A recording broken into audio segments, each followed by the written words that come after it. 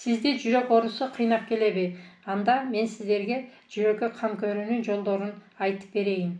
Дарыгердин көзөмөлүндө болуу менен туура тамактанып, көп кыймылдап, стрессти азайтып, таза суу ичип, кан басымды текшерип жүрүү менен бирге Алтайдын дары чөптөрүн сунуштайм.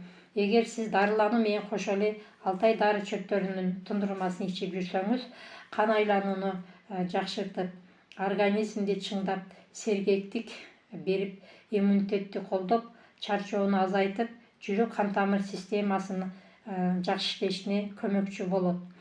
Урматтуу менин катталуучуларым, Алтай дары чөптөрүн оорубаш үчүн ичиңиздер демекмин. Кооптуу ооруларды дарылаганча алдын алыңыздар. Жакындарыңыздарга видеону жөнөтүп, номериме заказ кылыңыздар. Ооруну алдын алуу акылмандуулук. Менин милдетим сунуштоо, тандоо өзүңүздөрдүн колуңуздарда.